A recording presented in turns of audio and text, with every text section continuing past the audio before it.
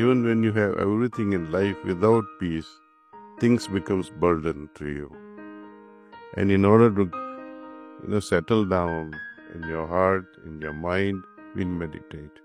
Because meditation brings right understanding of the situation. Right? It makes you happy from inside. And this peace of mind results in happiness.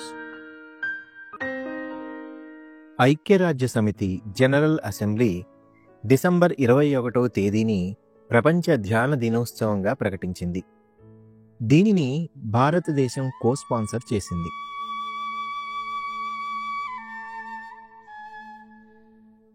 ధ్యానం యొక్క ప్రయోజనాలను ప్రపంచమంతా గుర్తించి ప్రజలందరూ ధ్యానం చేయడం అలవాటు చేసుకొని తద్వారా శారీరక మానసిక ఆరోగ్యాలను పొందడము, అదేవిధంగా ప్రస్తుత జీవనంలో ఎదురవుతున్న అనేక సవాళ్లను విజయవంతంగా ఎదుర్కొనగలగడము ఈ ప్రపంచ ధ్యాన దినోత్సవం యొక్క ముఖ్య ఉద్దేశ్యం.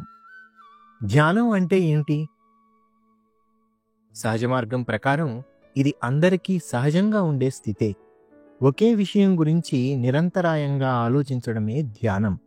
A person who is wanting to get married, he finds a girlfriend, keeps thinking of her all the time. Or a student thinking and contemplating on a very deep subject. Or a businessman constantly brooding over how to make money. Or a thief contemplating how to take the advantage of certain situation and make more money. They are all meditations. So, meditation is a very simple thing. అయితే ప్రపంచ ధ్యాన దినోత్సవం నాడు ధ్యానం గురించిన నిర్వచనం ఆధ్యాత్మికపరమైనది. There are many ways of meditation. I would not go into details of so many of them. But in spirituality, meditation means to focus our attention on spirituality, on spiritual light, divine light present in our heart.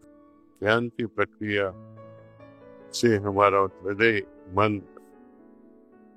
ध्यानमयी हो जाना चाहिए. हमारा स्वभाव भी ध्यानमयी हो जाए तो बहुत अच्छा हो जाएगा. से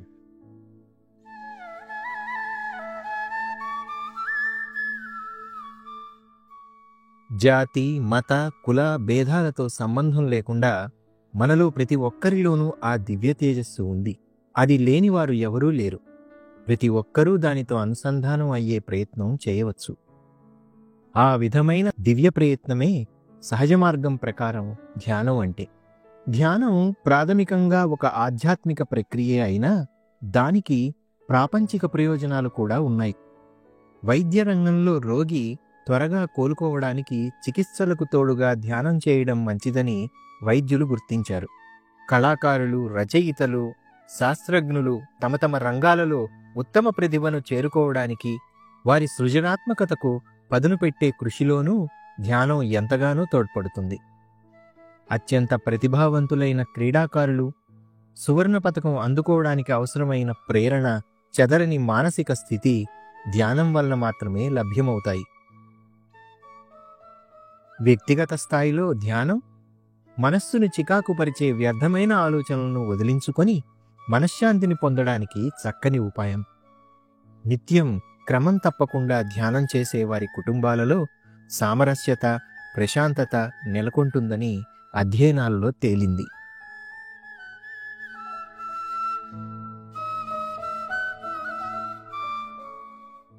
As we move higher and higher, that now my consciousness is lighter and I'm feeling a lot better and lot at peace.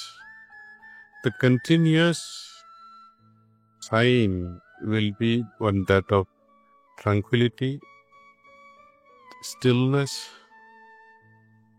humility, simplicity, and dropping off all the unnecessary baggage that we crave. And the consciousness will remain pure without any demands or any lack. You don't feel that you lack anything.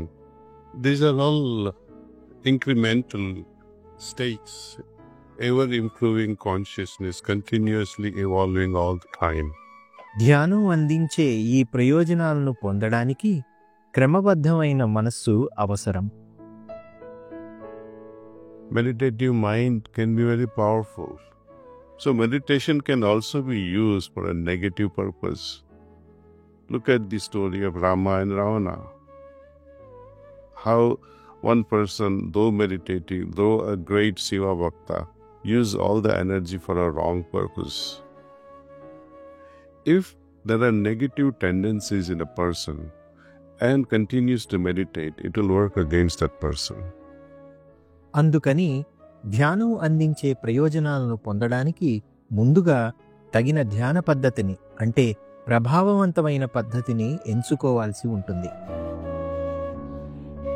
అందుకు ఉన్నత చైతన్య స్థితులను మన అనుభూతిలోకి తెచ్చి మనలో ఉన్నతమైన పరివర్తన తీసుకుని వచ్చే ధ్యాన పద్ధతి కావాలి.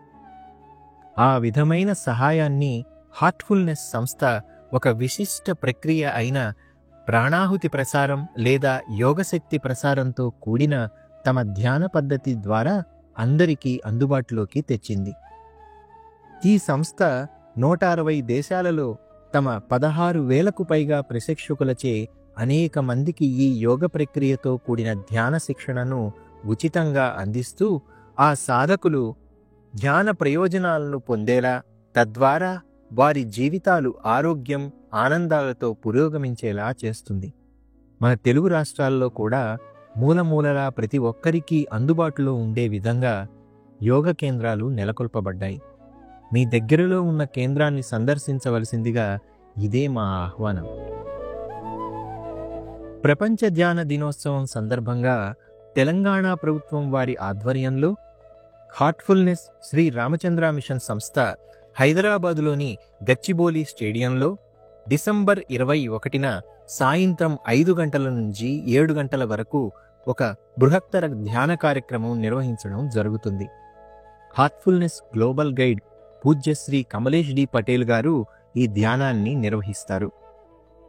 మీ అందరూ బంధుమిత్రులతో సహా ఈ అవకాశాన్ని వినియోగించుకొని ధ్యాన అనుభూతిని ప్రత్యక్షంగా పొందగలరని ఆశిస్తున్నాం.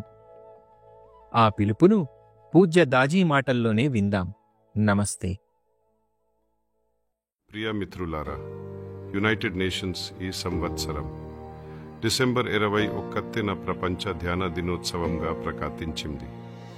ఈ సందర్భంగా గాచిబౌలి స్టేడియంలో మీ అందరూ నాతో పాటు కలిసి ధ్యానం చేయాలని మీ అందరినీ ఆహ్వానిస్తున్నాను. మనందరము శాంతి, ప్రేమ, అవగాహనలతో కూడిన ప్రపంచాన్ని సృష్టిద్దాం. అందరము కలిసి కేవలం మనలోనే గాక మన చుట్టూ ఉన్న ప్రపంచంలో కూడా మార్పును తీసుకొద్దాం. డిసెంబర్ 21న గచ్చిబౌలి స్టేడియంలో అందరము కలుద్దాం.